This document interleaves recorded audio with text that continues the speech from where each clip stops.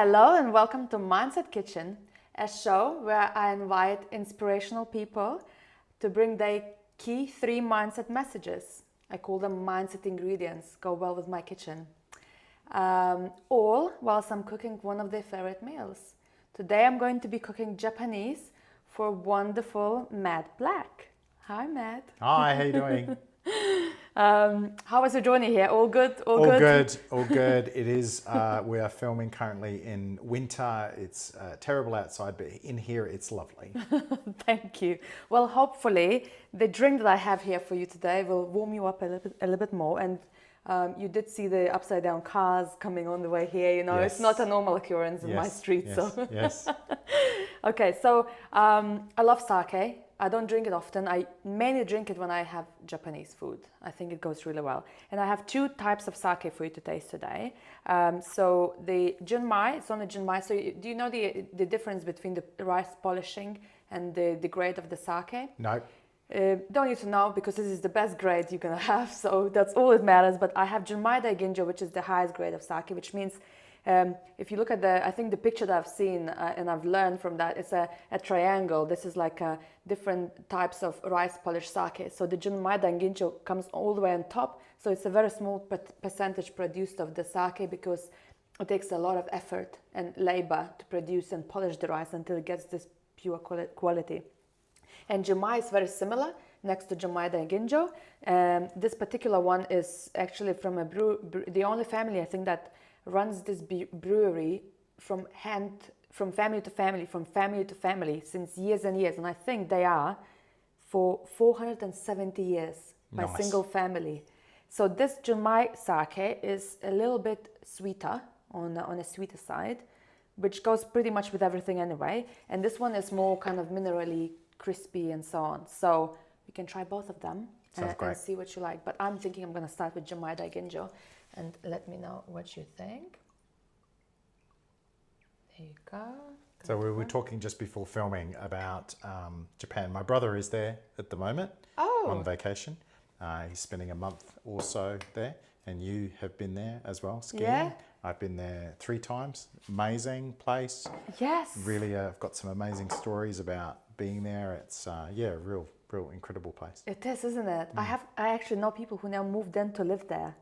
It's I don't know if I could live there. I don't know because as well. they don't have bread as we know it. So Sourdough I think bread. that is Rice. probably my issue. Plenty of rice. Okay, thank you so much for being here. Kanpai. I hope you enjoy my food. Yes. So before I start talking about your mindset messages, which are amazing, what do you think? Is it good? It's super smooth. Yeah? You can tell. Yeah, You can it's tell beautiful. it's a good one. It's like Lovely. I like a good malt whiskey, and so this is like the equivalent in sake. It's lovely. So if I do a reshoot again, hopefully not for the same thing, something different, I'm a whiskey lover as well. So we can do something with whiskey. Maybe a dessert, like, dessert filming or something. But yeah, whiskey is another one of my... No reshoots. Not after this. So today I will be cooking few different things for Matt. And I must say a couple of those things I've never cooked in my life. So only this morning practice. But it's going to be good no matter what. So I'm going to start with prawn tempura, which, as you know, a delicious little starter for in Japanese cuisine. Then I'm going to make crispy sushi with spicy salmon tartare. You like a little bit of spice? Nice. Perfect. Then I'm going to make aburi sushi, which is also with salmon. Aburi sushi is like a nigiri, but you blowtorch it with nigiri sauce on top and a pepper, like a special citrus pepper. Aburi sushi is one of my favorite ever things, and usually they're best when they're served quite hot and warm. So we'll be eating during the show. When they're not and they cool down, it totally loses the whole experience. So they need to be warm. You don't need to use chopsticks. You can just pick it up and just put it in your mouth and show your skills how you eat sushi, right? On Sounds the camera. like fun. And then we will finish with a roll of hosamaki. So it'll be salmon and avocado roll. And if you're still hungry, I can prepare you one of those bites, like on a square nori sheet with rice and salmon tartare, and you kind of like straight away bite it, but it needs to be eaten again right away because the crispness of the nori sheet needs to be there. It can't get soggy while sitting on the plate. So wow. Yeah, lots of different little options. Sounds great. So before I start cooking, I want to introduce the first mindset message that Matt sent me prior to his arrival here, and I did read a lot of them and you know, try to think of an angle how he will come and share this, and what would be my angle if I was relying on these messages. But the first one is really amazing one, and sits really well with me as well. So if you help enough people get what they want, you will get what you want. Yeah. So it's something that kind of came to me fairly early on in life. So I was on I think it was about the third company at the time. And from how many companies now at this time? 15, 16. Okay. So yeah, it's I've had a few. You know, it depends on how you quantify them. Yeah. You know, the success, the size, isn't it, and all that. Yeah. Like, do you count a consulting company that, you know, it's just me? You know, make a bit of money and then move on. You know what I mean? It's a success, but you know. By what standards? Do you know what I mean? Yeah. So the saying comes from Zig Ziglar, and from the way I took it on, it's about being other people focused. The idea of being, you know, if you want to achieve things, you can be, you know, this is what I want, this is what I'm after. And in fact, I was just at an event, I think I was mentioning it to you just less than a week ago, with a whole bunch of aspiring entrepreneurs and founders. And I was actually talking about the networking that had happened before that event, and the questions that were coming out at the event, because there was a lot of new people there. It was a fairly new event. And I said to him, essentially, you've kind of wasted your time. You know, did you realize that in this room that, I was among some pretty great people that were on judging and things like that, people that were serial techpreneurs that have built, you know, hundreds of $1 million companies, built them from scratch, exited, there's some incredible people that even I was interested in talking to and interested in, bending their ear. And I said, do you realize that, the questions they're asking, you could just Google the answers. Why would you, like, if you had an opportunity to sit down with Elon Musk and ask him any question, do you think you would just ask something basic that you could get off Google or get from, someone down the street? Do you know what I mean? Like your mum and dad. Like, it was ridiculous. Like I just felt like they hadn't put the effort in. And the other thing I said to them at the time was to be, why would you not consider what other people are after? So when I'm in a big event or I'm doing networking or something like that, if people are meeting me and they're like I want. Have you ever had that experience where you're doing networking and people are like, let me tell you all about my stuff and let me tell you about what I want and I need? Yeah. I mean, I'm really open to that, right? So I'm really open to listening to what they say. But equally, it'd be nice occasionally to receive a thank you or a, what are you looking for? Or what are you doing now? Yes, just normal conversation, isn't it? To find what they call common ground. Exactly. Or have an exchange of information. Connect. Rather than this one-way presentation and almost expectation of receiving. Now, even if someone's coming at you as a mentor and this happens all the time, like with investors especially, because I do a lot of work with startups and founders, and I talk to them about they're looking to raise money to get their big idea off the ground. And one of the things that I see a lot of is this, this is what I'm doing, and kind of like the expectation is there's kind of like an unspoken thing of, are you going to invest now?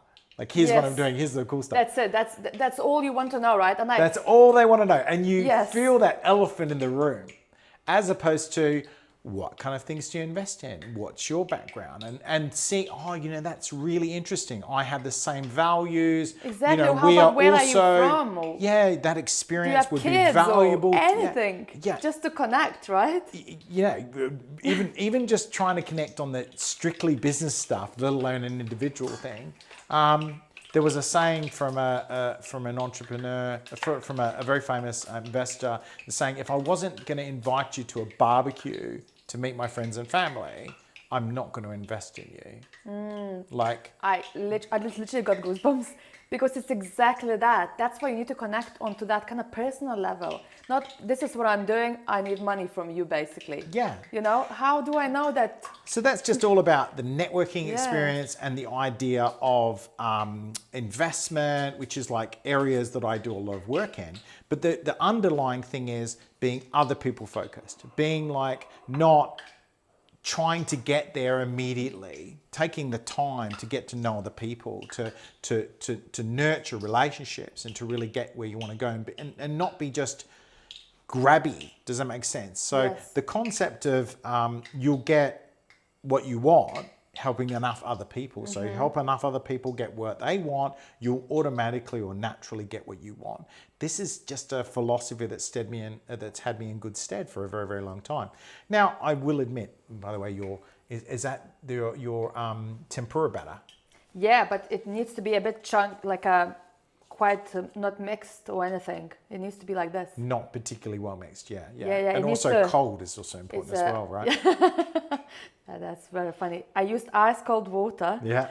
By the way, I tested this tempura with my family members this morning. They loved it. Love tempura. But before, when I made tempura, the batter used to be a little bit thicker, and this is quite runny, so I was surprised. By the way, I'm using the recipes from a lovely lady called Atsuko. I'm probably not pronouncing it well. Atsuko. Like she says it in a much quicker way. It's the lady who taught me how to make sushi rice and how to make sushi, and she's amazing. And I've used all her recipes. And I tried this morning, and she said, do not mix much. Use the chopsticks, which works well in the camera, so don't bang anything against the metal. And also, it doesn't matter if there are chunks and bits sitting there. It actually makes it more crispier. Yeah. I've seen people also like double dip, so dipping into the tempura sauce and then dipping into some panko and then throwing it in. Just so you know. There was no panko in this recipe. Just saying, everybody does it differently. But this is the thing, it's like there's a bit of regionality there. Okay, well, I'll let you continue to cook. It's like basically, do not interfere with my cooking. No, are you going to throw me off? Just helping. I love it because if you help me even more, I will ask you to come and cook here, babe. No, I was invited to relax and eat and talk. But your question was very valid because I've thought the same, and I had to go back to read the recipe and just do not worry about mixing too much. So there's actually quite a number of recipes where over mixing is a big issue. It's bad, isn't it? But I didn't know you always had to think like it has to be smooth, and no, apparently it's actually good to leave, like for fish and chips, it's good to leave it quite thick and lumpy batter. Mm-hmm. Who would have thought? Yeah, there you go. Well, let's see. It's not going to work out now, isn't it? No. Don't jinx it. Don't jinx it. That idea of being other people focused, it can sometimes be open to potentially to abuse as well. So people when I'm at an event, they'll ask advice, they'll ask this, they'll ask that, and that's. But my attitude is that I'm on for the long game. Do you know what I mean? The people that you honestly just be there for them, just be willing to help. Eventually, even if that person doesn't get you on that bit of work you did, or that bit of advice, or that time that you spent doesn't result in anything, you should be happy that, you're getting paid in the sense that I feel like I'm contributing. So that's the first thing. So I take it as, here's an opportunity for me to contribute to somebody's journey. So that's my attitude about it. And if they do nothing, like not even say thank you or anything happens, that's fine. I still got what I wanted. But you help enough people, eventually, you get a reputation for being that person. You get a reputation for doing that. And trust me, all of the best relationships I've had, all the best people I've worked with, all the best leads, all the best business ideas, the best partners, everybody, It's because I've been about helping them first, and then whatever I get as an outcome of that. Yeah? You know Just what? naturally. They want to do things. I love this because so many people, even myself, I've been in their shoes where I go to this event because I need this, so I'm going to, really work hard and get this. And it's really hard to switch off and actually come in and say, I want to get to know all these people. What are they doing, And then you have this conversation that connects you and joins you in. And I recently went to PSA Summit, and I didn't need anything, to be honest. I just wanted to learn a lot, and that made it easier for me. And then I realized the angle that should always be there. I should not go in to some networking event needing something. I should go in with an attitude of, I would love to get to know as many people as I can. And then whilst we're chatting, that turns out that we both can help each other, or I can help this person, I'll offer my help. This person doesn't even need to know that I may need this person too, But it's with that kind of mindset you walk in and don't have the mindset of I'm going to go and get what I need right now. That's where this connects everyone, isn't it? And that's where you lose your people. Yeah, I mean, there's literally, you can do it any way you want to do it. There's plenty of people that are very successful at getting out there, hustling, selling, making things happen, right? There's absolutely a success mechanism there to do that. All I'm suggesting myself is that there's a different way to do it. There's a different way to do it that generates more relationship, that generates more equality, a power balance between individuals. I'm not taking anything from you. Working with people that are grateful, working with people that are, genuine, all of these kind of things, you don't get there from selling them something. You don't get them. No. You don't get there from taking something from them. You only get there from a place of giving. So it's a really interesting approach, life approach. So I've been at various times reasonably successful in business, and that was when I was a bit younger. I think that one of the things that I would regret about my early life is not separating what I want to achieve and the way I approach it with my needs. So you can be like, I really need to make sales, or I really need to pay my rent, but you don't have to necessarily collapse that into a conversation or that moment of meeting that person, because whatever happens, it comes from what you bring to that conversation. Does that make sense? Yeah. Have you ever met people that are like, you can feel their anxiety, you can feel their desperation, you can feel their whatever. It kind of, you've got a choice as you walk into any conversation or any opportunity or anything you want to do. You can choose what you bring to that conversation. I like that. So that's exactly. So when, let's say, we pick up networking event, right? Yeah. You coming to the networking event, you can choose what you want to do, right? Usually the choice people you're meeting, people you're meeting are meeting you for the very first time. Yeah. So they don't know anything about you. So you can either be just coming in from work, stressed out, thinking about this, thinking about that. You can be, whatever mind state you want to be in, but you could also be something completely differently. You can almost like the concept of reinventing yourself at the moment. Yeah. But in the context of what I was saying, the idea of going in there with less expectation, still smart, obviously you're networking. I don't want to diminish what you said before about meeting lots of people. But for me, when I go to networking events and when I do things like this, I'm looking at having just 2, maximum 3 great conversations. Really, people. That's a good way. I might have a lot of Yes. conversations, but only 2 or 3 of them I'll find a really great way to contribute to that person and make an impact.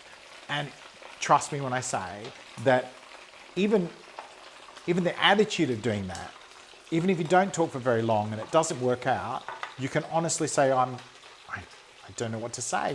Good luck to you. It's not an area I know much about.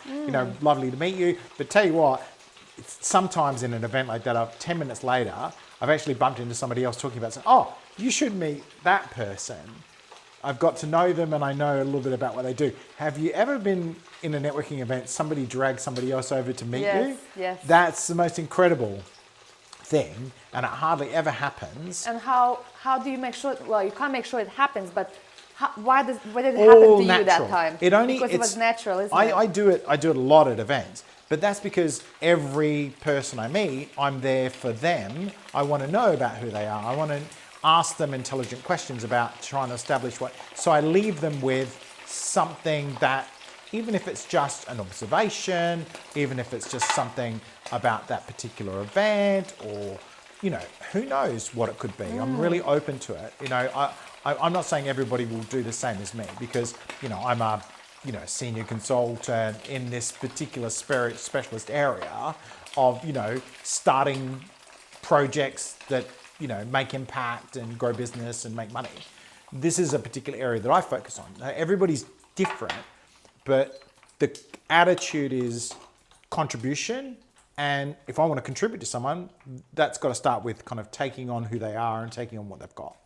You know, this idea of taking it on board, listening as much as anything else. Have you ever been in a conversation where you're just waiting for someone to shut up so you can say something, and you can feel that? And you can feel that. And you can feel it. You can feel it, yes. Absolutely.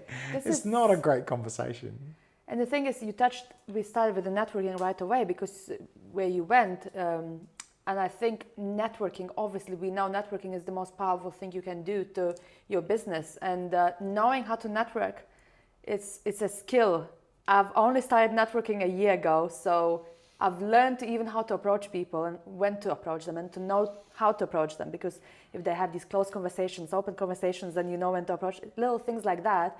But when I went to the summit with 200 people, and I only maybe know 10 people in there, that they know also me, which means I shouldn't approach them because they'll think I'm going there to be comfortable and, you know, in my comfort zone. I couldn't go to them. So I was like, okay, so now I'm going to go. And I just went in with the same attitude where I said, what do you speak about? Because that's what speakers talk, right? Yeah, and then the PSA, which you mentioned before, is the Professional Speakers Association. We're both members. So, but yeah, absolutely. You're 100% on point. So what have you done? It looks amazing. So prawn tempura. Is it on camera? Because tell you what, people want to see that. It was so quick. You did it so quickly. I hope they capture it. I hope you can rewind, because it looks beautiful. Thank you. There you go. Please help yourself. I'm also going to put some myself and join you in this little amazing food. Gonna have that. So we talked a lot about networking, but really this, if we're talking about the world of business, this attitude carries across to everything. Your values of your company, the way that you onboard people, the way you market, the way you look after your staff, the way you look after your clients. It applies to everything.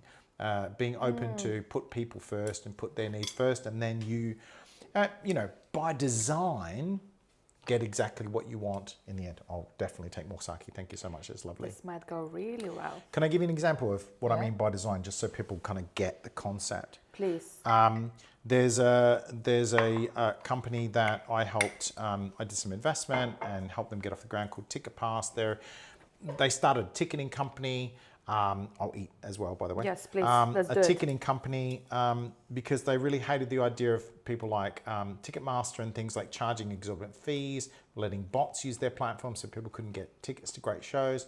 So they decided to start a company which was different from that. And one of the things that the director wanted to do personally was he wanted to donate to charities. He really wanted to contribute, like, in a positive way.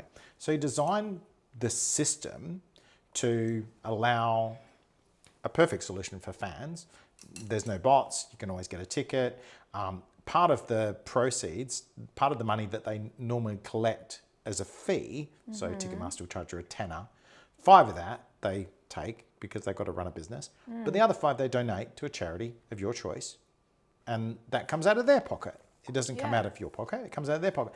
And it's just something that's just built into the business. It's just something they want to do. They want to contribute, they want to do the best for the fans, and they want to do the best to make the world a better place. And that's just built into the business. And that gets them so many new clients. It gets them so many new artists, so many new things, because they've got great values. But automatically they get what they want as well. So they automatically get lots of customers at a low cost of acquisition, great loyalty. They've got a real clear business proposition against somebody else. So this kind of designing in good, designing in service and support and being about other people is a really interesting concept. So it's literally, you gave me a perfect example, because they are giving, right? They're giving, they have that element of caring and, you know, sharing and trying to help.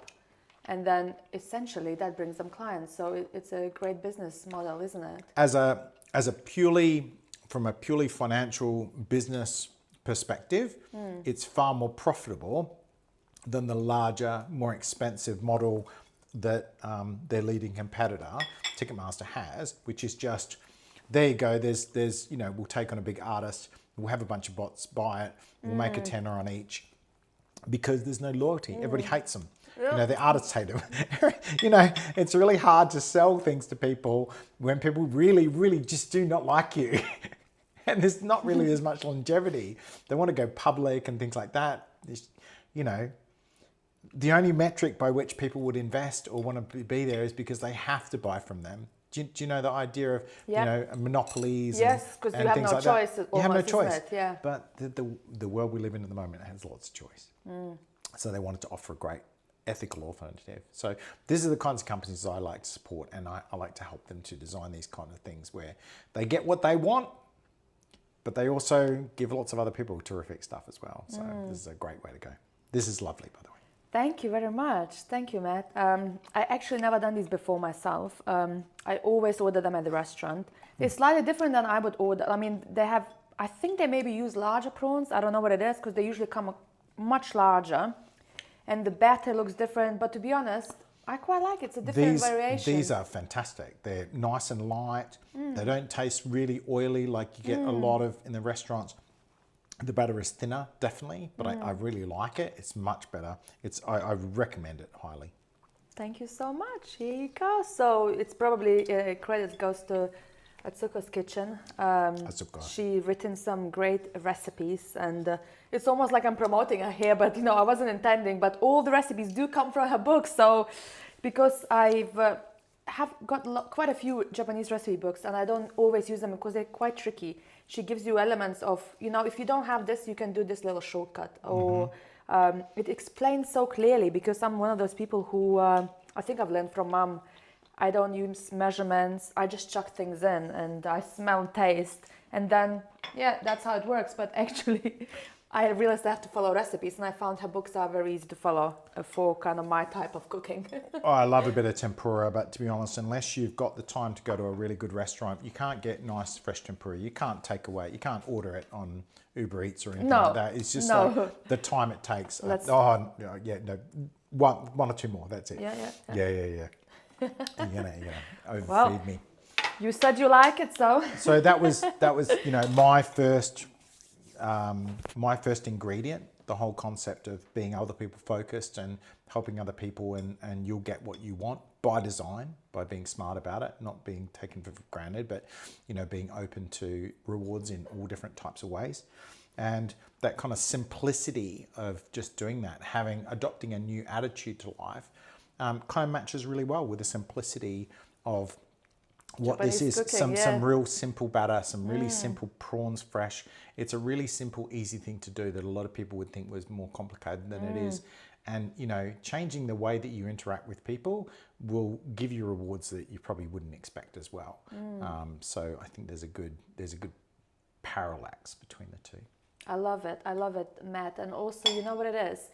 People say, well, how do I do that? I think it's like making things into habit. You know, you have to kind of consciously decide to be like that at first, and then it becomes your second nature. Because some people, it's not their first nature to be going in and trying to be helpful, because obviously they're in the position in their lives, they need to meet investors, or they're desperate, things didn't go well, they're now in the position I don't have time for niceties, you know, I need to find someone who would be interested in me. But that's one bit when they're like, oh, that's where I'm actually going to ruin things, I'm never going to meet anyone. So it's having that mindset to say, look, just go with the flow, connect with the people, and trust that it will happen actually naturally more than that forceful way, isn't it? Yeah, 100%, 100%. The best things come from, again, unfortunately, I'm mostly in the world of business. And if I meet someone, like you were saying before, which is, funding is desperate. You actually made your mistakes already. you already made your mistakes that causes you to get to that point where funding is desperate.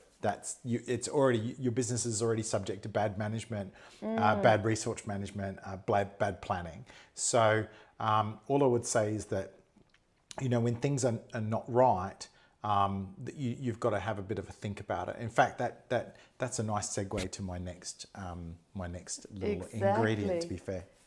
So before I kick off on crispy sushi rice, it's actually, bizarrely, I was in Spain last week and I went to Nobu, and in there I saw a meal, crispy sushi rice with salmon tartare, and I was like, how funny, I already thought about cooking that to Matt, so let's order this, because I told this to my friend, let's order and try. And it says the new Nobu, because this not used to be in the Nobu menu before. Nobody used to serve crispy sushi rice. It comes from having leftover rice in the fridge. Next day you can cook them without wasting, and it tasted delicious. So I thought, I'm going to make this for Matt. And then I looked at the recipe book, and it literally had that with like additional ingredients, which I'm going to show you, which is quite kind of a flavor bomb almost. It just goes like a canapés as well. You can serve people to guests, and it's so simple. Although it did take some time to prepare, but when I actually cook for you, it will be like 5 minutes, and you'll be like, "Oh, you already done this for me again." It takes some preparation. Sure. But once you know what to do, it's not really a difficult meal. And imagine like surprising guests with this kind of meal. It's great. So crispy sushi rice with salmon tartare. So the second mindset ingredient that goes really well in my kitchen with all this delicious food is, if it's hard, you are doing it wrong. Tell me more. Yeah, so as I say, the concept of going into a chat with someone, the idea of, I'm desperate for funding, or, I'm desperate for anything. There's something missing. The concept of going in there with something missing, and that sense of desperation, or that sense of force that you move into a conversation, which we were talking about before, really comes from this kind of place of there's something wrong, right? Clearly. And I'm not saying that I'm perfect by any stretch of the imagination, right? So there's plenty of times. Nobody's perfect, isn't it? Nobody of course not, of course not. So there's plenty of times in business that I've been like, oh my God, this is not going the way I wanted it to go, right?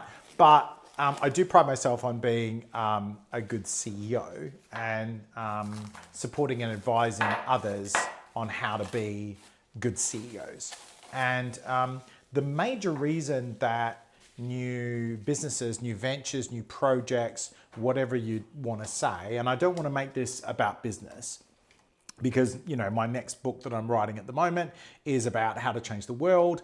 That comes from a lot of the knowledge comes from my background in business, and also some of my guests that I talk to and friends that I know are made impact on millions of lives. I've made a positive impact on millions of lives, and that's been through projects Can't that wait are profitable. For this book, actually. Yeah, projects. But the knowledge can be applied to anything. It's just human dynamics. It's the exchange of value. A charity exchanges value. Exchanges, for people that are donating to a charity, they get a sense that they're making a contribution to a particular cause that they feel about, and then the charity translates that money into impact, which makes everybody happy. A business does much the same. It just does it in a different way. Instead of getting money from someone and then creating impact, it creates impact and gets money. Yeah. It does it the other way around. Yeah. So it's, I don't poo-poo, the concept of for profit, for good companies, which I think a lot of people kind of don't like the idea of, there's a challenge between can you do good things and can you make money at the same time? And unfortunately, Europe, which is probably a lot of your market that are listening to this, is actually a bit behind the times on this concept. There's, I think the last time I looked was a couple of years ago, a year and a half ago, but the United States, had about 30+% of their businesses registered essentially as for good businesses. They are a business that makes positive impact as well as measuring themselves against financial gains and financial profitability, versus like something like 5% in the UK at the same time. So we're very much behind the times as far as, are we really trying to make things work?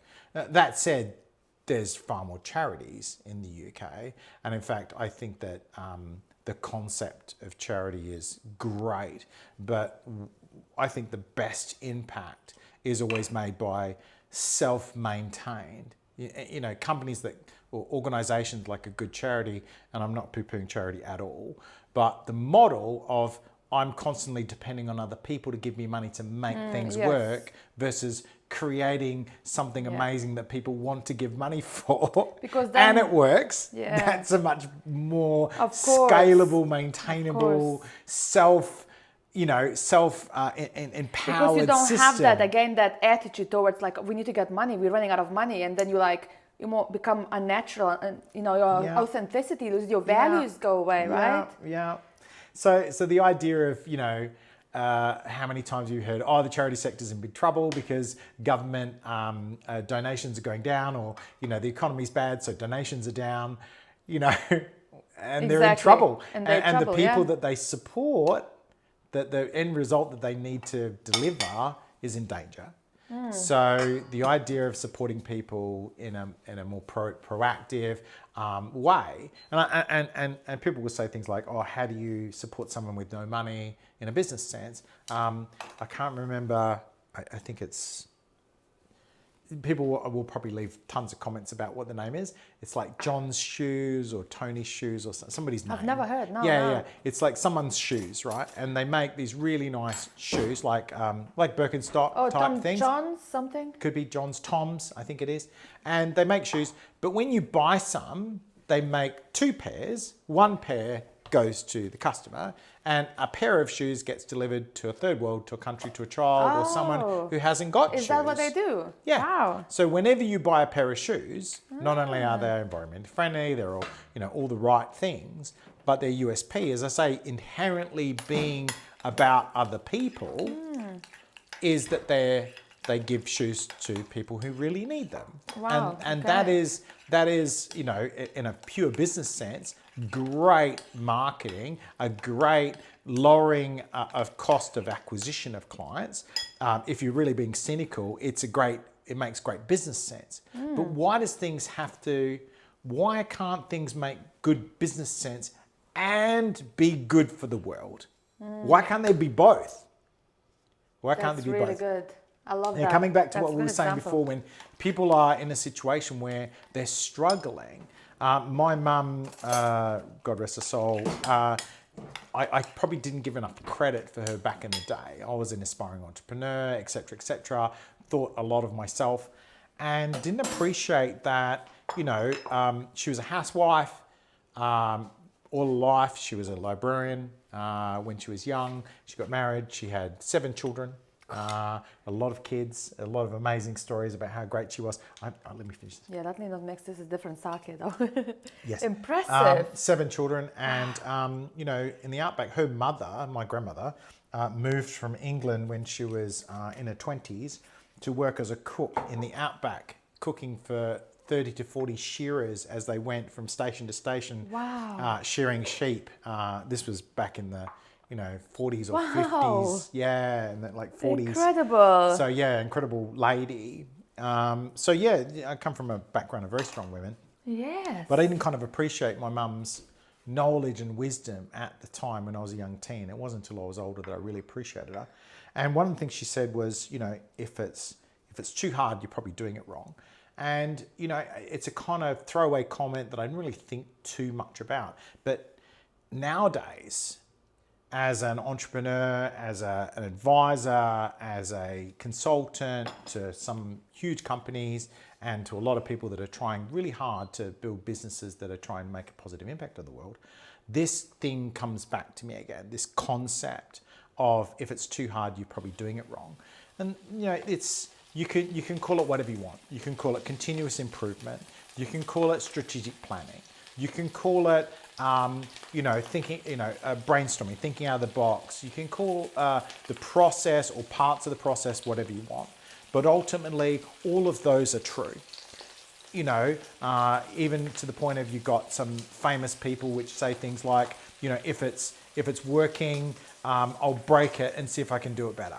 Yeah. I won't mention any kind of names because I don't necessarily want to promote any particular people. But the idea is that, if it's not working, if you can't get funding, if you can't, do whatever, you might have already made some mistakes and you might have already, if it's hard, you're probably doing it the wrong way.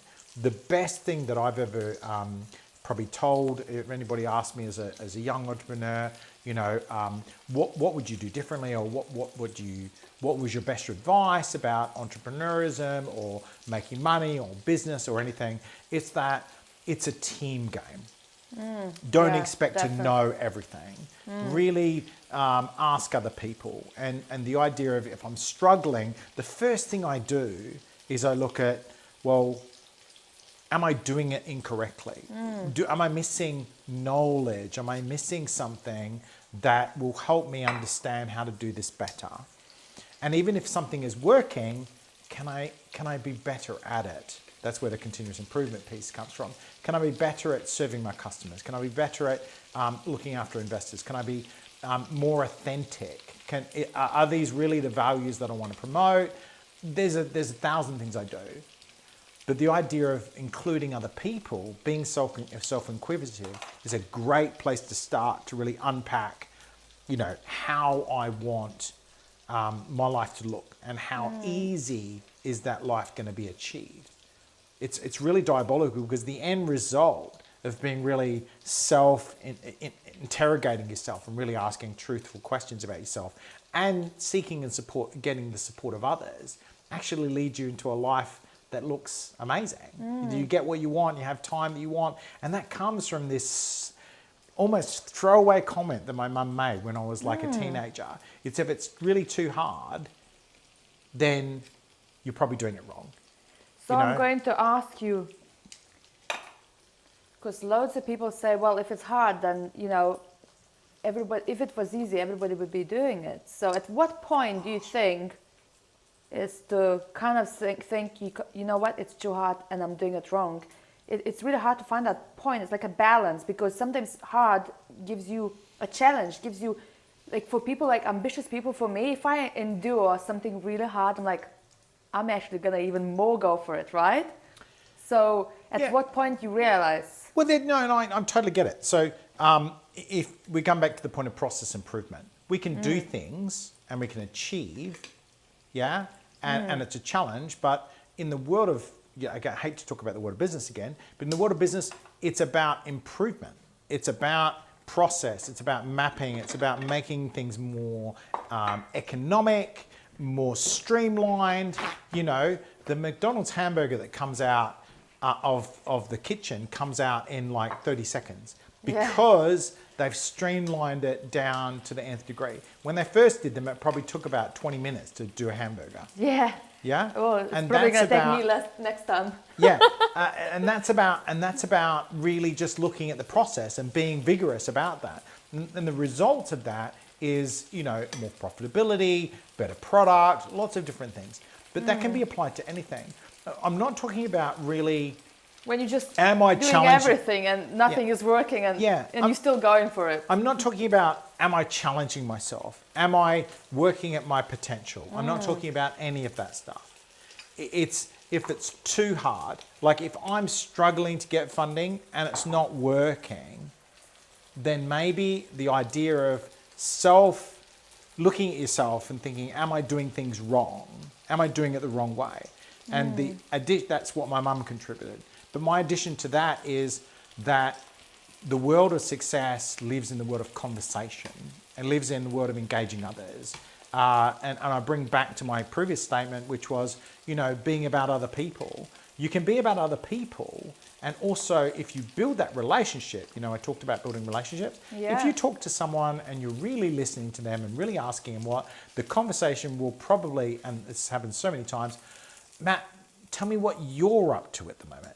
You've been so great at listening to me. As soon as I say, oh, I'm kind of interested in this, or I'd like someone to help me with this, they want to help. I don't like to put you on the spot, but when we were talking before filming today, you were waxing lyrical about how much you appreciated me being behind you to get this project off the ground. And my request was, would you do this one small thing for me, which I knew you would like to do, you'd enjoy to do, of course, you'd want to do, that I get enormous amounts of value from, that cost you nothing. And in fact, the process of contributing to me is a positive experience for you, but I get something out of it. And that's that natural mix of, being other people focused, not trying to do things really hard that I can't do. And what I have asked you to do, and if people ever look up my website, you'll probably see you on there, saying, this is what it's like to have Matt as a guest. This is what it's like to work with Matt. And that will be everything that I want. It'll be generous, it'll be authentic, it'll be all of those things, because this relationship started with me. How can I help you, Jana? How can I help you make yourself a more success? Exactly that, isn't it? And in the process, I get served fresh sushi, and I get, and at the end of it, I might get more TV show or blog opportunities. I might get other things out of it. And that's that concept of, could I do it a different way? Could I employ marketing people and get out there and have them hammer away at people to get me TV shows or interviews or whatever? Absolutely. But this is a much easier way to do it, and a much more enjoyable way to do it. So there you go. There's a hint on how to, get more attention or more exposure that really plays really well into those same two things about, there's hard ways to do things, and there's really easy ways to do things. And it really works for you to understand the exchange of value and being other people focused and being willing to, be patient, all those kind of things that we talked about. So what have you done? I'm just going to actually quickly tell you how I met you. Okay. Was I did not even intend to do any of this when I met you. When I met you, it wasn't my intention to ask you something. My intention was to actually say hello and get to know you. And then you kind of saw me, said hello, we started chatting. I had zero intention, expectation zero. We just literally had a nice chat, and then suddenly you are here. So actually that first message, completely on point, because you are here. So I was successful, and I didn't want anything from Matt when I met him. But here we go. The friendships formed, the things happen, and we are here filming. And it's truly magical, isn't it? Yep. So, actually slightly burned note because I was listening to Matt too much. My fault. Slightly overcooked, but it's still going to be crispy and delicious. So, what I'm going to do to assemble. So, over here I have tomatoes, which been kind of pickled in this beautiful concoction called mirin and rice vinegar. Mm-hmm. They sat here from early morning. And they have no skins on as well, so they're kind of like a explosion of flavor. Wow. So what I'll do first, I'll pick up a tomato and I'll prepare a couple of these little canapes. And it's a little bit kind of a messy affair. It's not supposed to be elegant eating. Oh, if I manage to do this right as well, it's not supposed to be an elegant eating, but this will taste sweet and sour. This will taste. I'll choose the best piece. Yeah, so I'm going to prepare a few of those.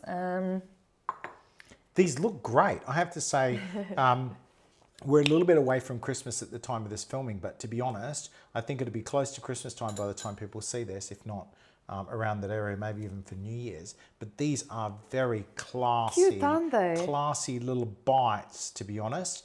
if you've got someone who's vegetarian, Exactly. these are, or because it's got salmon in, I think.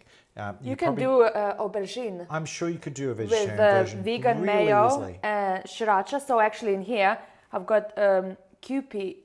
It's a Japanese mayo. It's absolutely stunning Love mayo. Kewpie mayo. Yeah, oh, you know that. Oh, look at you, Of course I foodie. do. Do you know why it's called Kewpie mayo? Why? Because the bottle is the same as a Kewpie doll. It's that kind of Oh, soft, makes squishy plastic, sense now. and it's the I same didn't know shape. that. Yeah. Oh, Looks I like a little see. toy dolly's belly that you're squeezing. I see. Okay, so It's look even got what a I'm picture going of to a do. Kewpie doll on the packet.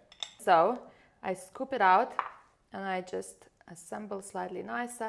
But yeah, it could go a really nice. I love vegan food as well, vegetarian food. There you go. Amazing. So Hope you guys hopefully can see enjoy. this at home. I'm going to give you a little teaspoon to scoop up some. I could totally imagine a Tata. platter of these at a party, I'll be honest. There, and then the sake is the sweet. The tomatoes are kind of savory, sharp, really vinegary. Tata is spicy, and the rice is quite actually plain compared to everything, which I think would balance it out nicely. Nice, so nice. give it a go. Looks amazing. Um, I'll have to make this for when Christmas. I tried this in the restaurant, it was without tomato, but in this recipe, I really liked the rest of tomato. It adds some sort of different level, and this tomato is pretty like a little bomb, isn't it? What do you think? It's a big mouthful. I'll be honest, it is a big mouthful. Maybe you can try like eating, taking I out don't think I pieces. could. I don't think I could eat it in pieces. I think it has to go in. But lucky I've got a big mouth. Lots of talking. And for those at home, I'm not nearly as opinionated as I appear to be on camera. Well, But I do like talking. But because it comes from that place of wanting to share, wanting to make some positive impact. And I hope that people that might watch this might find something for themselves, whether it be wanting to make a positive impact in business, wanting to make a positive impact on the community, or whatever it is that they're trying to do. and you know what? I mean, I just keep remembering the day when I met you, and it was probably, I haven't done networking in a while, and if any, I've done networking at the places where I did not truly kind of wanted to be there. You just have to do that. So when I was there and there was a break time, I was like, oh my God, all these people hugging and kissing each other. And like, I don't even know them and they already know each other. So I kind of walked towards the window to kind of like, I'm just going to take a moment just to just unwind, and because I truly enjoyed the presentation. And then you said, hi there, and that's what I do now. I've learned that from you. So if I see a person kind of like walking away and being a bit lonely or detached, it means they don't know people and they need just a bit of time and they need someone like Matt say hi there, and as soon as you said hi there, then I start speaking to you, then I start speaking to the lady next to you, then I start, because it kind of boosted me up. It made me feel like, okay, so I am noticed here, I am here, so you should not act like you're not noticed here. And it was, quite like nice introduction. Yeah, bizarrely, that actually the first person on my show and the first person on the networking that actually had a proper nice chat that made me so welcome. And I think it comes down to you as a person, because Thank you. You don't expect anything. It comes want from to that welcome. same attitude, Yeah. and the idea is that some people think it costs them something, that they, if you're confident, self-possessed, you don't need to worry about your things. You don't need to worry about what's going on in your head or your life. Remember I said when you approach something, an idea, a great idea, some kind of, you want a job, you want a partner, you want anything, it exists in the world of conversation, it exists in the world of action, it exists in the world of doing things. And if you want to be in action, but you feel, I can't do this, I can't do that, it's, I feel nervous, I don't have confidence, I get that, I tend to come across at events, especially being uber confident, networking events the same, all these kind of things. Confidence is one of the things that is shines through when people talk about me. But the reality is I'm actually a really quiet person. I'm quite reserved. Really? I spend quality time at home. You know, I really Would you don't. say that? Yeah, see, she doesn't believe me. And the difference is that, you know, this idea of going in with the idea is it's not about me, it's about you. And we're both members of the PSA, by the way. All that description of all the hugging and kissing, it's just because people are friendly. It's not that type of an organisation. But it's people really. If you're interested in being a professional speaker, or you've got something that you want to say, and you want to share it with lots of others. You have a mission, you have a vision, you have a story that was challenging, that you've overcome, and you want others to benefit from it. These are the types of people that coalesce at the Professional Speakers Association. That's why, and they're all passionate, and they're all wanting to make an impact, and that's why they recognize that in others. They recognize that in others around them, and everybody's there to make some kind of something happen. They're not there. It's not the place to make the most amount of money. It's not the place to do lots of, you know, it's not the place to get investment. It's not the place to do a lot of things. And that's why people find this camaraderie, this kind of, you know, sense of community. But coming back to what I was saying, this idea of being, you know, it's not about me focused. It leads you into conversations so easily. So if you're the kind of person at home that might be watching this and thinking, oh, I'm quite reserved, I don't know what to say. Yeah. Well, just say hello. Just be about listening to other people, and you'll find that they ask you questions at the right time or not. And that's their loss, not yours, that they are not taking the time to inquire about you. But the good people, the people that really like the way we started to talk, it naturally came around to, Yes. you know, you want to know who I am. You want to know who Matt is and what I'm on for. That just comes of it. And even if you're not my perfect customer or someone that I can do something with or whatever is going on, it doesn't matter. Trust me. I'm sure that if you met someone that was my perfect customer, you'd wax lyrical about me, and I would immediately get an opportunity to speak to them. That's just the way it works. Yeah, you recommend people you like, you trust, you know. That's kind of the you know, you've got to have a slightly longer term vision about it. But for me as an individual, it works really, really well. And I'm sure for a lot of you out there, it will probably work really well for you. You're slicing up that salmon. It's falling apart, and I think it's quite soft, but I don't know why it's falling apart. I've done this many times. This is not my first... Did you chill it by chance? No. Yeah, so I recommend if you're going to slice sashimi that you look to chill it first. It gives you a good idea. No, well, it was in the fridge. Yes. No, but like quite freeze it, strong. you mean? Well, you've got to, you might pop it in the freezer for a minute, for a little while, just to get it really firm. You want to get it a little bit firmer. I've tried this many times and I never needed it. Yeah, just a little bit firmer. If you're after sashimi, then that's definitely the way to go. No, that's not sashimi. Yeah, it's not sashimi, but that's all good. I like your knife too. I bought a knife, really nice one. It had a funny story. Fix everything. Yeah. Bought it in Narita, which is right next to Narita Airport. It's, which is one of the famous international airports near Tokyo. Yeah. And I went there because Narita is very famous for its knives. They're very good knife makers there. I didn't know that. And I went into the village and I found a really nice knife maker. His home, it was beautiful in this bamboo forest and really nice. And he didn't speak English, and I wanted a sashimi knife, and he made it for me. And he with a chisel he put his maker's mark on the hilt of the blade. Nice. And everything, and he was showing me no stabbing. Like, no, it's not for stabbing. It's not for stabbing in England. It's for sashimi. Because I was like a 25-year-old, like there's no idea. Why is this young man going shopping for a sashimi knife? What's he going to stab someone or something? In England as well. It was really, well, I was in Australia at that point. Oh, okay. But yeah, it's hilarious, the hilarious story. But then I forgot that I'd come on a transit. So I'd actually had to get back on the plane, and I went through security, and of course security went mad with me carrying a 1.5 foot long sashimi knife onto the plane. What, did they let you in? No, they took it didn't off me. see that. They took it off me. Yeah. The scanner picked it up. So they took it off me and they put it through luggage. But it was like, I totally forgot about it. I don't know what was on in my head. Thinking, the security guards must have gone like, what is going on here? But yeah, interesting. It's because you had no intention of doing anything wrong with that knife, and you didn't think there was going to be. Yeah. No, I put it down for being 25 and no brain.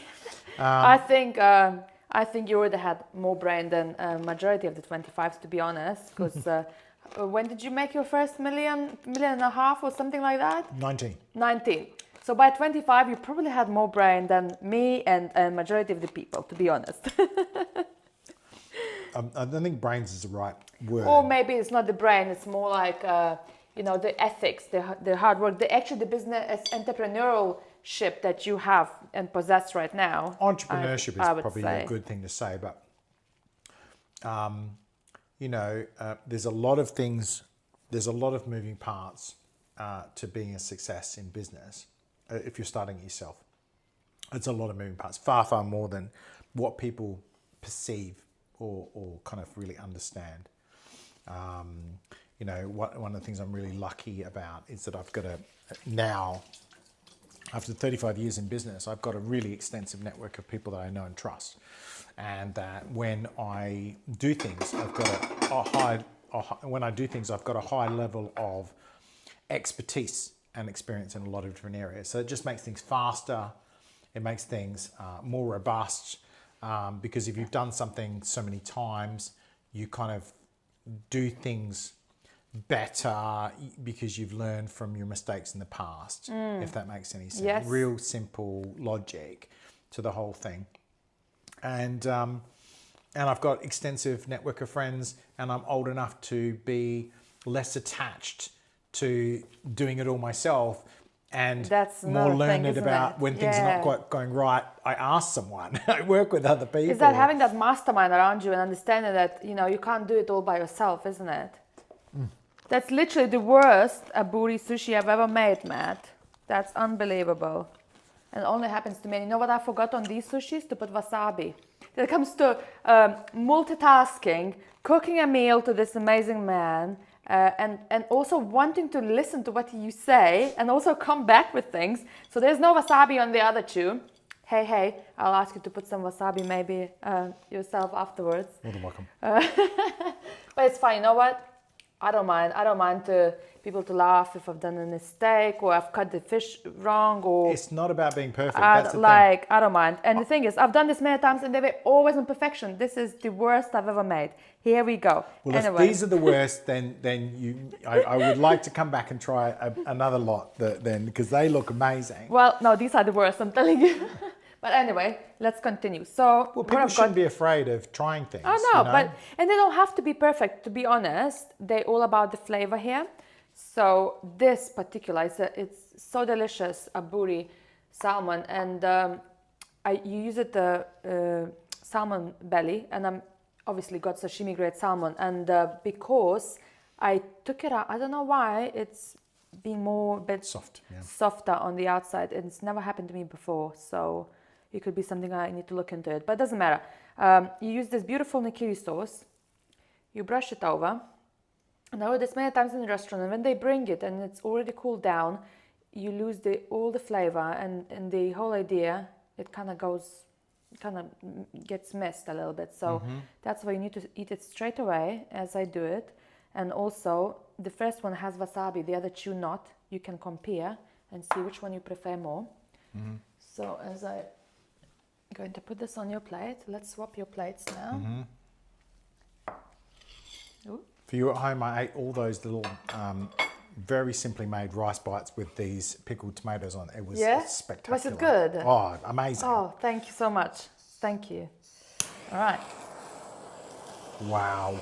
So this, again, we're approaching Christmas and this looks like the kind of thing, if you did this at the, at the table with a whole bunch of these nigiris, they would be super impressed. And I promise, you can make them even nicer than this. This is actually not the way they... Well, they look fine, but I think the fish could be a little bit harder. and there are a few things that you could do. And I'm going to post on my website exact recipe, which you're probably going to attempt much better than me this time. But hey, you live and learn, and I think Matt is trying to smell now. So the reason you're using I can smell it, yeah. salmon belly, because it's fattier, so when you start charring and produce more fat and flavor. Oh, it smells fantastic. And then I'm going to do this citrus pepper. Yeah.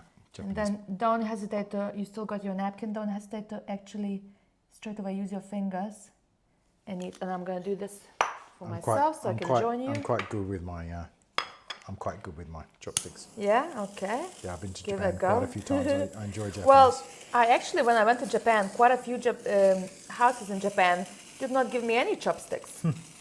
They said I have to use my fingers. And I went to Endo. If you've ever been here, at BBC Tower, I don't know, incredible dining experience. And he said everything fingers. He even asked me to give a palm, and he would just give me food in my palm. Wow. That's a dining experience.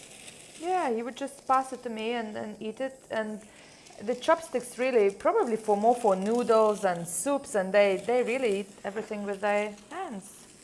What do you think? Speechless, I hope. Mouthful salmon. It's beautiful. Beautiful. Yeah, absolutely. Let me see if it is, right? Like one of the best restaurants, I'd be happy to have this on my plate. Let's try. It is mouthful.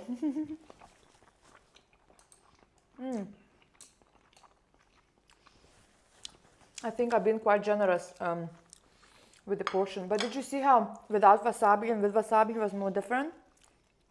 I like wasabi. Yeah, so I almost need wasabi in here. I like the kick. I'll put the wasabi in It's here. nice. Would you like any more of these, or you good? I'm good. Proceed. No, I'm great. Thank you so much. So Matt clearly enjoyed aburi sushi. As I said, these are not probably the nicest way that I've made them, but you live and learn, and Matt enjoyed, so that's all that matters. I'll post some photos of the actual one that I've made before Matt came, and they looked much prettier, but the flavor was there, so it's all good. So the third mindset ingredient that Matt has brought to this kitchen is, why use my brain when you can use someone else's? Yeah, absolutely. My mum said that to me when I was, trying to get her to help me do my math homework, I think, at one point. The reality of it is that her context and my context may or may not be slightly different, the way she interpreted it. But for me, it's always been, and I alluded to it previously, going back to the first thing being about other people, trying to really understand that, there's a benefit in being other people focused. The second thing was, if it's hard, you're probably doing it wrong. Being the idea of being, rigorous, or at least open to be self-inquisitive, to work out whether or not you're literally lacking knowledge, lacking skills, lacking commitment. What's missing? Maybe you've already made the mistake, as we said before, as someone who wants to do, who comes and pitches at an event that I might be a judge at on an investment. The sense of desperation that hangs in the air when somebody's like, oh, I really need this investment. They're pitching desperately because they have no money. You've probably already made your mistakes. The idea of thinking about, where you're at, in a more holistic way, and being open to new alternatives. There's surprising how many alternatives and different ways there is to do things out there.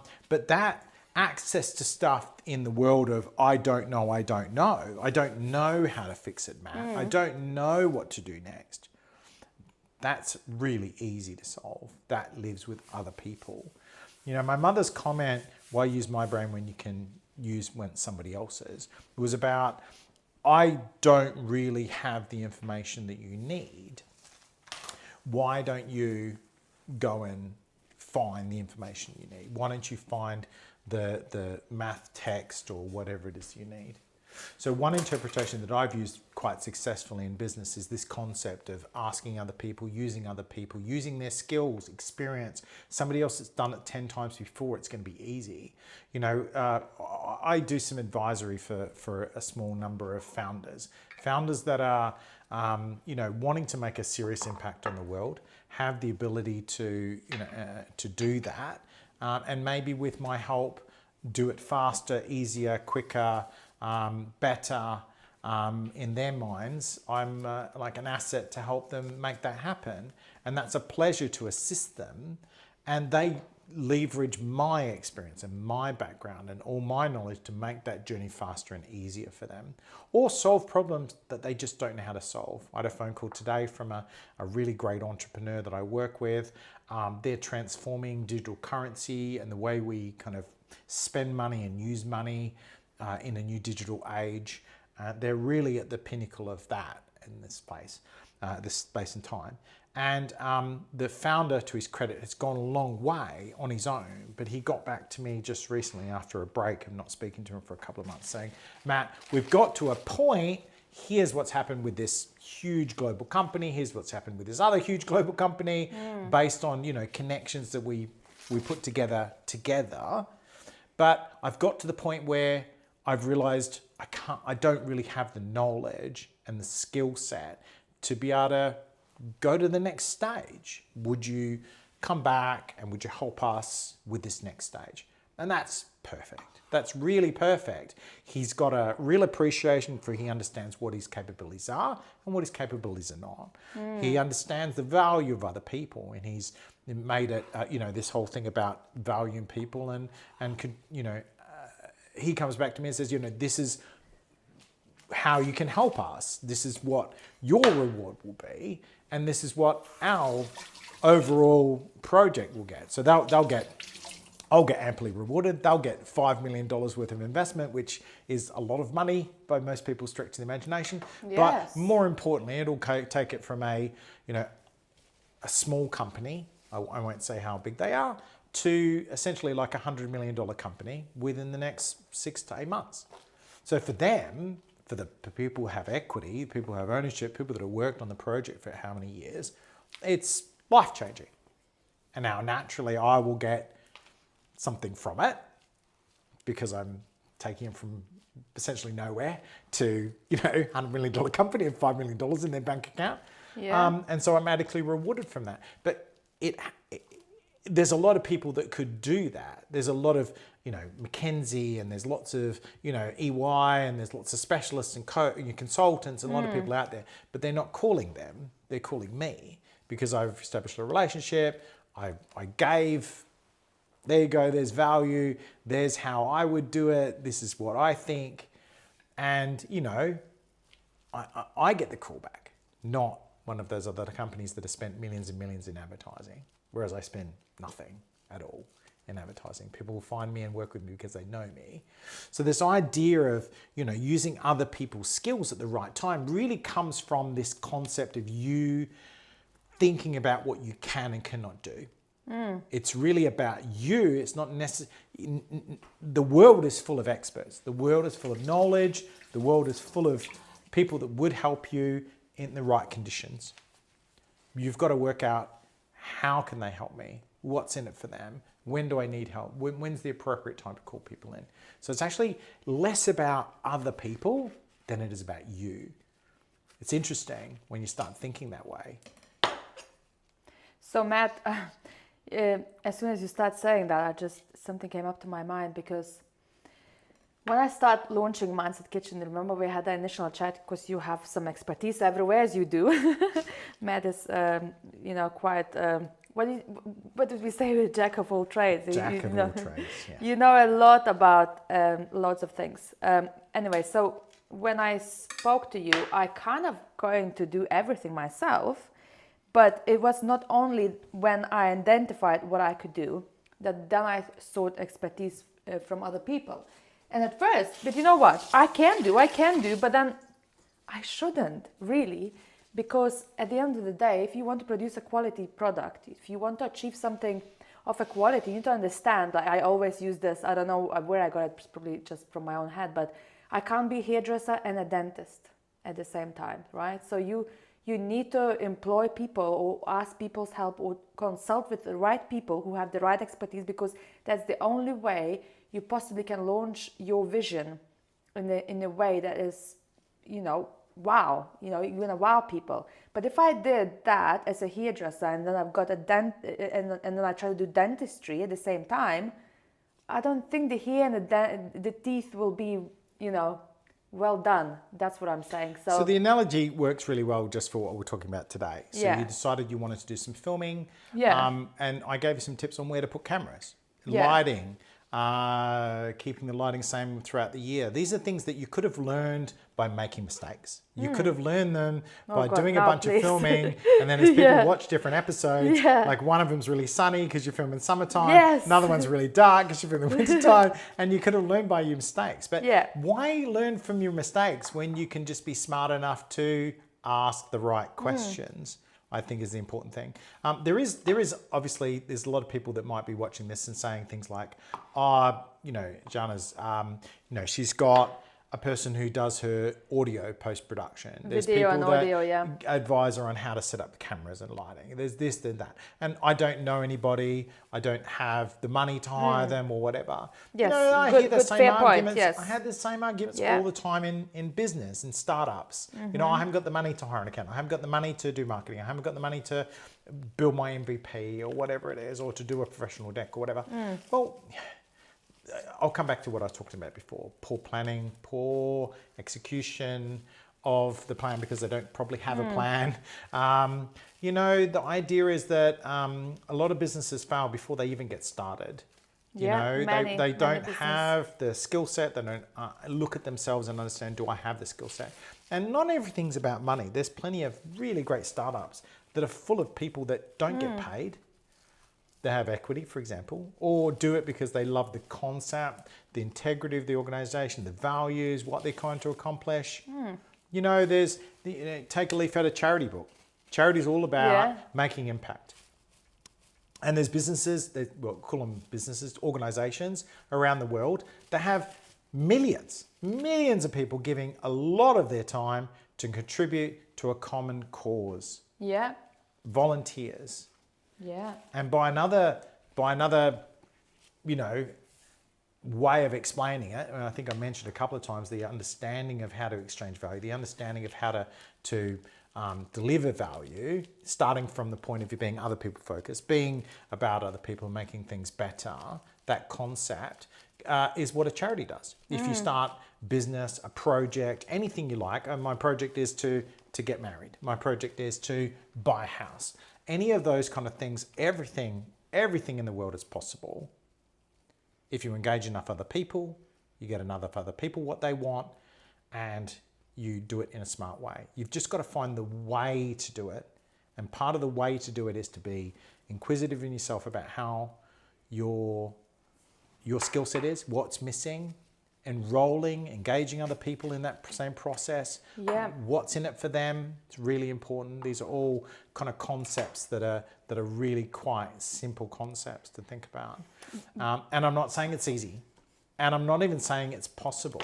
Yeah. But it's certainly more possible, more likely to be successful in all the years of business that I've had and all the different types of charity. Because I've in my career, if anybody connects with me on LinkedIn, they might see it, but I've worked with like hundreds and hundreds of charities, giving me advice on how to successfully engage volunteers, how to get people to do things for free, how to get alignment, how to engage people, to believe in what you do, to support you, whether it be in donating their time or donating their money. It's almost exactly the same as when you get an investor into a startup, or get someone to support you in government, or to get a law changed, or to get someone who's addicted to drugs to make changes. I don't know enough to really do a comparison fully about that, but I know that there's a mix of I want to do it there, as opposed to I have to do it. Making desire, want to change, want to make things happen, having people behind you, or even if it's behind themselves, is a huge step in the right direction, as opposed to forcing and selling to people and making people do things. So that whole conversation comes back around to this core concept of other people. The solutions are out there, but you know, as I said before, these other things they're all stack up one on top of another to provide a more holistic way of thinking about stuff. And most of it is about you. And you can make changes. You can think about stuff. If it's all about other people, if it's all about the world and people are impressing stuff on you, you haven't got the ability to change. You have to be empowered to start the process of making things different for you or for others. You're the only person that can change. And that's what the crux of this whole thing has been about really whatever you want to do, starting your business, make a change, make a beautiful meal, you have to want to do it. That's why we need advisors. I can't force you to give me that sushi, but I'm hoping you will. That's why we need advisors like you, to be honest, because you know what, when I always thought as well, because essentially when we all start business and ideas, we don't have money, right? There's no money because you don't come up, you know, you don't sit with £100,000 and I'll do that. Yes, you do, but after you've done all that other work that we're talking about. And I think it's knowing what you can afford. And if you can't afford that, is where can I go and get it? And what can I offer in return? And many times we'd say, well, look, this is my vision, you know, I want you to be part of it. And I might not have money right now, you know.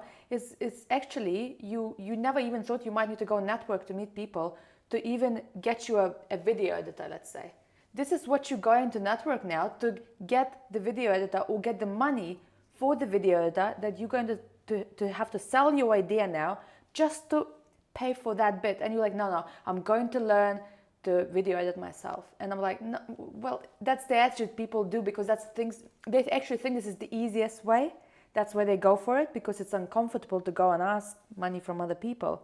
And they choose a maybe easier route because I will learn it, I will do it. And that's where you think, oh, you can't do everything. There's an argument there for doing stuff yourself. Yeah. You know, and I do a lot of things myself, and that's why I'm a really rounded CEO. I know a lot of the jobs. I know how to do accounting because I did my own accounting. I know how to do product development because I did myself. I learned how to train salesmen, so I know how to motivate and train and fire salesmen. You know, but the reality of it is, the more mature I get as a CEO, the more I want to teach people not to have to do that.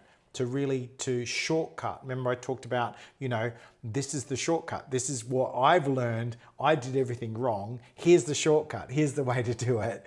And that comes back to enrolling other people, finding out what's in it for them, being other people focused. You'll get where you want to go. I wish I could share my time and my knowledge and really understand what everybody wants to achieve in the world. It's part of the reason why I'm writing my next book, which I'm not here to promote, but the concept of the book is about using the principles of entrepreneurism to create change. And me teaching them, you know, instead of working with entrepreneurs to create change, I'll give you the tools that I used to make the positive impact on millions of lives. And this is the way I did it. And then I've also got a bunch of really amazing people that have also made impact on millions of lives. And they share with you also how they did it and the kind of lessons they got out of it and how you can maybe learn some stuff from that to kind of make some positive change for yourself. That sounds incredible. I can't wait to read that book because I might need some positive change in making sushi. I'm still writing it, but it should be released in 2024, and it's called How to Change the World and Other Handy Tips. Love that. I love that idea because in my head, you can change the world by just doing one little thing every day. It starts with you. Exactly. It starts with you. So, again, I've done this so much better the other time. Hey, my viewers will be thinking, she can't cook. That's fine. I'll make this meal again. I've got my chopsticks ready. I don't care what it looks like. It looks good enough for me. Matt got hostamaki with salmon and avocado, and the reason I said they didn't come out well, for some reason they didn't join. And I even tried this so many times and it always worked. that's what happens when you do it under pressure. But hey, it's going to work out better much time. Actually, what I'm going to do, I'm going to swap your place. I'm going to Just shows you serve that. This is we're not Please, perfectionists. We're not we're perfectionists. We're not. Please help We're not yourself. perfectionists. There's that. Where do you like your wasabi? Some people like it on the side. Some people on the side of soy sauce. Yeah, the classic is to put it in the soy sauce and actually mix it up a bit. Well, that's what Japanese people say. They don't do that. Yeah, no, But we do that. That's what I do do. that. Perfect. Well, I don't know what you Japanese go. people you speak to, but that's what I was told to do. Oh God. Last time I was in Osaka, I was told off because I didn't do it. So, Really? yeah. Ah, okay. So maybe it I was is. with a family, but everybody. This is the thing. It's like if you go to one part of Italy, the way they do the pasta, the way they do things is very different from another part. There's regionality with everything, right? Yeah. Good. Anyway, I hope you enjoy, Matt. Looks amazing. It could look better, much better. Whilst Matt is enjoying hosamaki, I wanted to also thank you so much for being here. And I noticed that you brought a couple of books today, and I wanted you to talk about them and tell me why they're here. So some of the stuff we talked about today, some of the stuff that for me has been strong life lessons that have really stood me really well to get what I want, but in a way that leaves me satisfied and happy and fulfilled and other people's, I'm not getting what I want in life at the cost of somebody else. And I think that'll resonate with a lot of people. And it's coming up to Christmas time now. And so I thought I'd pick up a couple of books on topics that I particularly like, that you at home can, we can send you a copy. We've got a couple of copies here. So we can send you a copy of the book. All you need to do is put in the comments of this video, firstly, which book you like the idea of, and maybe tell us a little bit about why you would want that book or why it resonates with you or what your thinking is, or a positive comment about the video that maybe something you learned or something you like. It'd be really, really great and really appreciate it. And we'll pick, or Jana will pick a really great worthy candidate, and you'll DM and whatever you want to do to send the book, hopefully in time for Christmas. So the first one is Sunday Times bestseller, What We Owe the Future. A really nice book. The concept is, we don't have to be cutthroat. Business is, I have been through the cut and thrust of business. I've been ferocious in sales. I've done all of that kind of stuff. But the most satisfying and the most rewarding time that I've ever had in business is to be more about, where am I sitting in the world? How am I working with my values in mind? Can I think longer term about this whole thing? That at one point in my life, I had a company worth nearly $1 billion. And that process of getting to that point and the workload and what I was doing at that time was 1% as satisfying and maybe as happy as the other times when I had less cash and less accoutrements of wealth, but was doing things that made an impact on millions of lives in a positive way, that I was being within my ethics, within my values, and my life looks like nothing, nothing like what it did previously. We're not talking about, is my house as good or my car as nice? When you change your mindset, these things don't matter anymore. So true, isn't it? So it's really interesting. So this is about really looking at the future of the planet and you as an individual in a completely new way. So that's what that's about. Awesome choice. So the second one is I'm an entrepreneur. Who is this guy? I'm an entrepreneur through and through. Elon Musk is undoubtedly an incredible person. What I've, I see, I see a lot of him in me, or I see a lot of myself in him. We have some similar stories. A lot of entrepreneurs have similar stories, and he did things differently than what I would, and I've learned some stuff from his, the way he thinks has helped me. And for a person who's made, for better or worse, a massive impact on the planet that's never going to go backwards through exploration of space, through electronic vehicles, which is one of the big things to transform our environment, whether you argue whether that's correct or not. He is an incredible individual, making things happen, defying common ideas of what's possible and still doing it anyway. And so I thought his memoir was a really great way to go. So I think if you're interested in, self-improvement, if you're interested in understanding the entrepreneurial mindset, this is a great one as well. So hopefully you'll be able to make some comments, and there might be something that you might find really interesting, a cinema book, and hopefully they'll get something out of it. And it's my gift for you for Christmas, and hope that 2024 is the year that you take some of this knowledge and make it happen for you, make change happen. And if you're still not sure, there are guys like Matt, because he truly helped me a lot already. And actually I wasn't expecting that to help at all.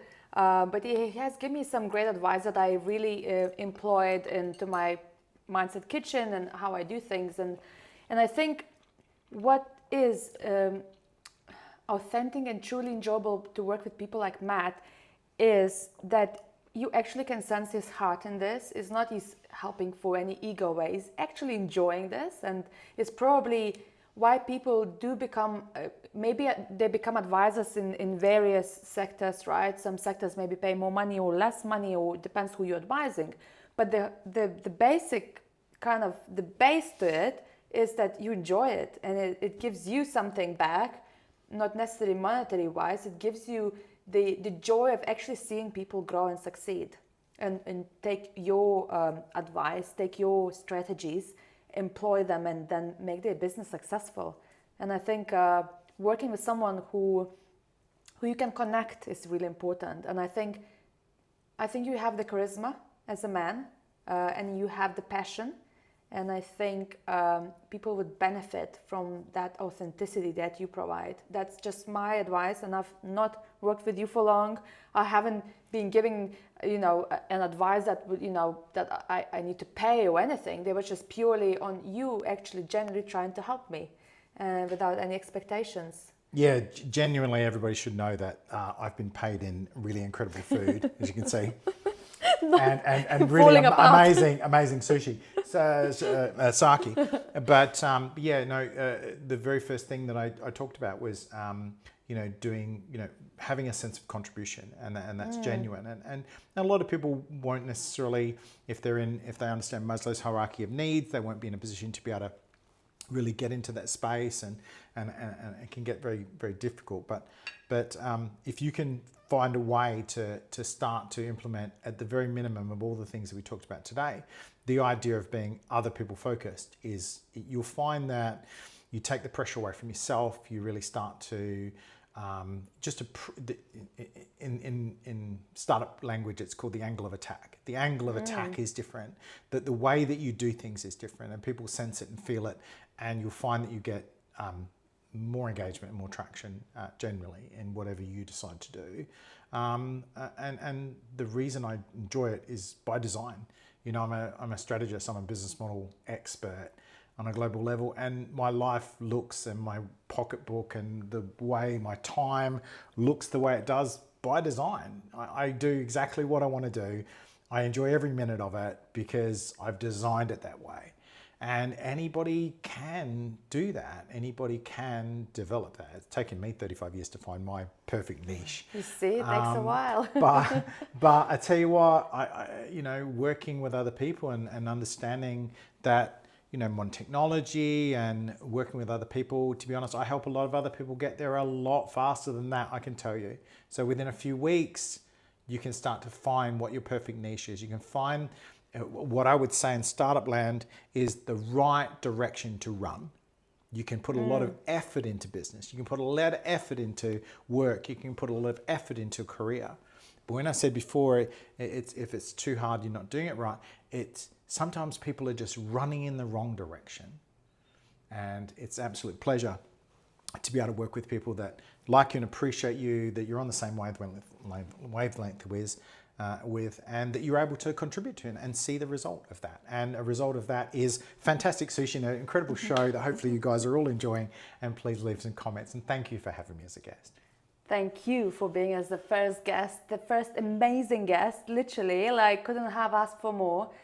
Thank you so much for everyone who are watching the show, enjoying my mediocre Japanese cuisine. You know, I'll get better. That's kind of like a thing that shows you have to continue improving. Nevertheless, Matt is enjoying my sushi. Thank you so much. Thank you so much, and I hope you enjoyed our conversation here. I enjoyed it. I enjoyed hosting. I think Matt enjoyed being here, and thank you very much. You will find all the episode, the recipes, and all the other details about Matt and what he does and in his connections and contacts on mindsetkitchen.co.uk. Thank you so much.